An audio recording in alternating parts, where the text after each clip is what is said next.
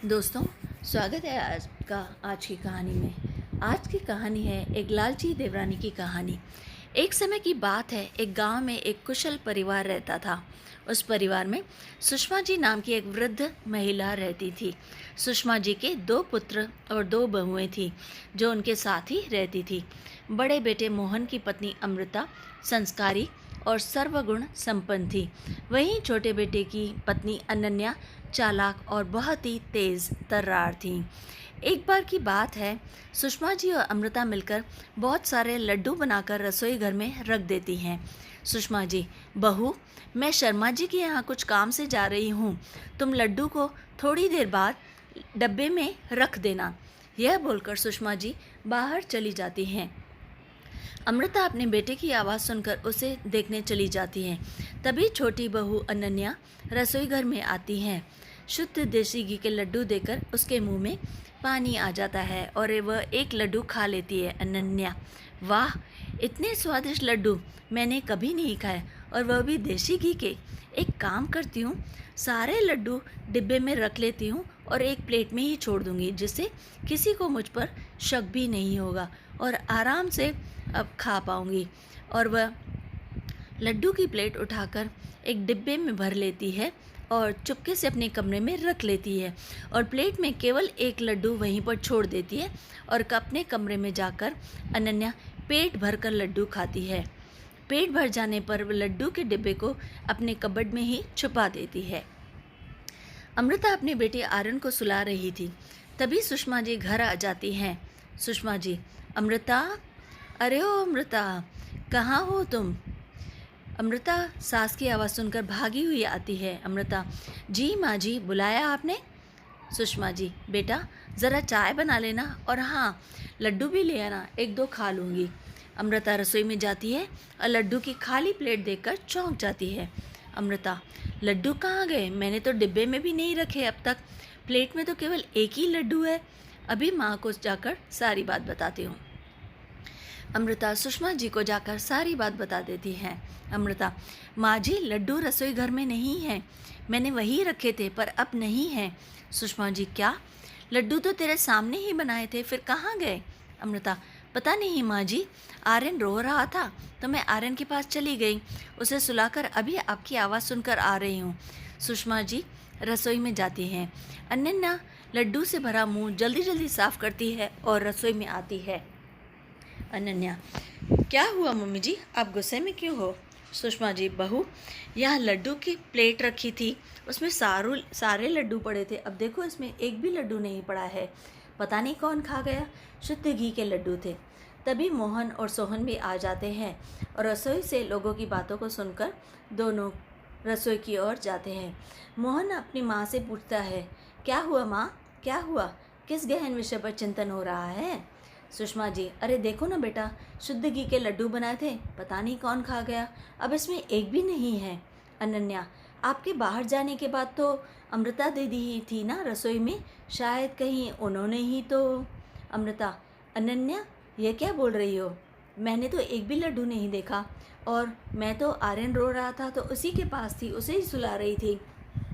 सुषमा जी और घर के सभी सदस्य अनन्या की बात पर विश्वास कर लेते हैं और अमृता के खिलाफ हो जाते हैं। सभी अमृता को खूब सुनाते हैं तो वो रोने लगती है। अनन्या बहुत खुश होती है और वो खुद से कहती है, इन लोगों को बेवकूफ़ बनाना कितना आसान है। कुछ दिन बाद सुषमा जी काजू और बादाम ले आती हैं बाज़ार से और खरीद कर लाती हैं और अमृता को संभाल कर रखने के लिए कहती हैं। सुषमा जी यह कहकर वहाँ से चली जाती हैं। अमृता काजू और बादाम के डिब्बे को अलमारी में रख देती हैं। अनन्या काजू और बादाम का डिब्बा देख लेती है और रोज़ मुट्ठी भर के खूब काजू बादाम खाती रहती है और इसी तरह एक ही हफ्ते में काजू बादाम ख़त्म हो जाते हैं। सुषमा दी, बेटा, मैं उस दिन बाज़ार से काजू और बादाम लाई थी ना, दिखे ही नहीं बिल्कुल, कहाँ रख दिए हैं? हमें भी दिखा दे, हम भी दर्शन कर लें, या मंदिर में रखकर पूजा करेगी तू? अमृता, जी माँ जी, अलमारी में संभाल कर रखे हैं, अभी लेकर आती हूँ। यह बोलकर अमृता रसोई में जाती है और काजू बादाम का डिब्बा निकालती है, पर डिब्बे में तो काजू बादाम ना के बराबर ही बचे थे। वह हैरान हो जाती है और यह देखकर अमृता चौंक जाती है और रोने लगती है। अमृता की रोने की आवाज़ सुनकर सुषमा जी और घर के सारे सदस्य रसोई में आते हैं और अमृता को रोता हुआ देखकर सुषमा जी बोलती है, अरे क्या हुआ, रो क्यों रही हो? अमृता, माँ जी काजू बादाम यहीं रखे थे, पता नहीं कहाँ गए। माँ सुषमा जी हैरान हो जाती है कि अरे अभी कुछ दिन ही तो हुए थे काजू बादाम लाए हुए, क्या 4 दिन पहले ही तो लाई थी, सारा का सारा डिब्बा ख़त्म हो गया। अनन्या अपनी चोरी छुपाने के लिए और फिर अमृता पर इल्ज़ाम लगा देती है और कहती है, अमृता जी खाने का मन था तो खाइए ना, लेकिन ऐसे चोरी करना ठीक नहीं है दीदी, अपने ही घर में भला कौन चोरी करता है। सुषमा जी, पता नहीं इस घर में क्या हो रहा है, खाने की भी चोरी, अरे बहू थोड़ा बहुत दूसरों को भी चखा दिया करो, इस घर में और भी लोग रहते हैं। यह बोलकर सभी चले जाते हैं और अमृता रोने लगती है। कुछ दिन बाद अनन्या की दोस्त रिया का फ़ोन आता है। हेलो अनन्या, कैसी हो तुम? अनन्या, मैं ठीक हूँ, तुम बताओ, इतने दिनों बाद कॉल किया।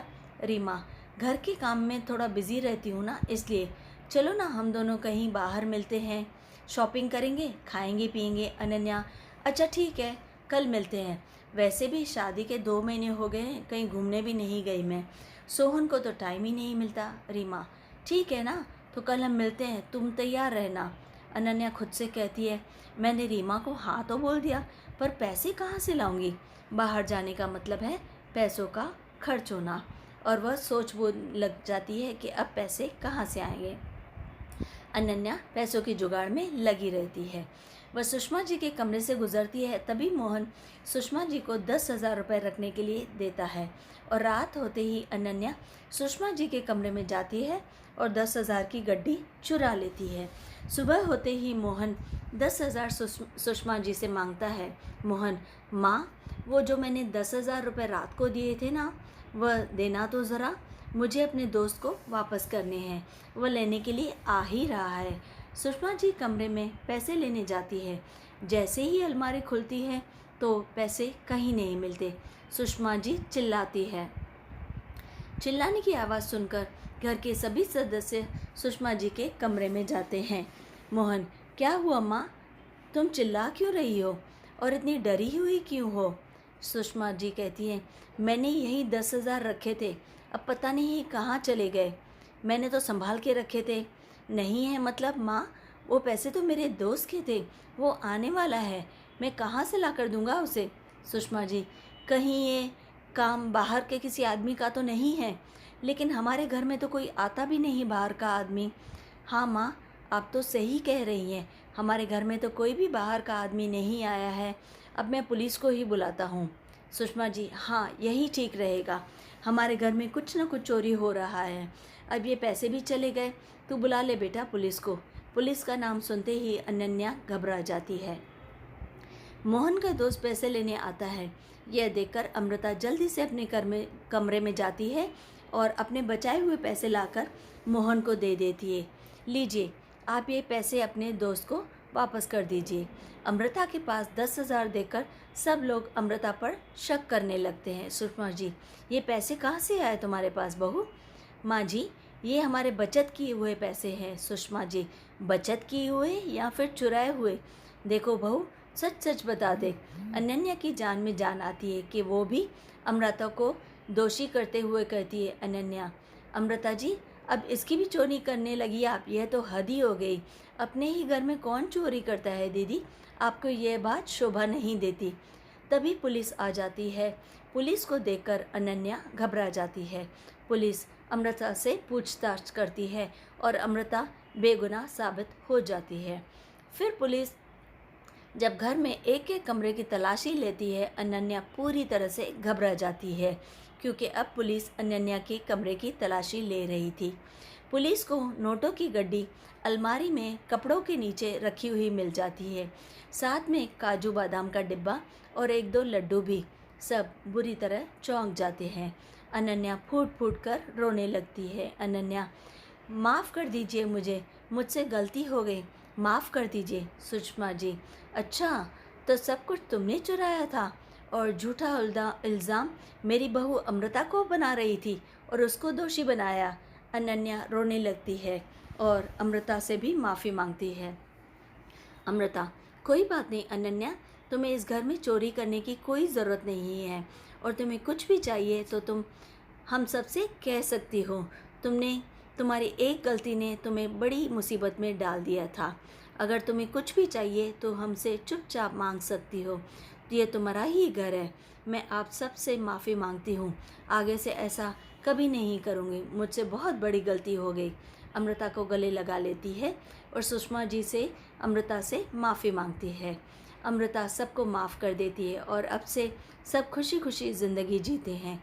उम्मीद करते हैं कि ये लालची देवरानी की स्टोरी आपको बेहद पसंद आई होगी और अगर आपको ये पसंद आई हो अपने दोस्तों से शेयर ज़रूर कीजिए। स्टोरी को लाइक करना बिल्कुल ना भूलिए और इस चैनल को सब्सक्राइब करना भी ना भूलिए। तो दोस्तों शेयर, लाइक और सब्सक्राइब ज़रूर कीजिए।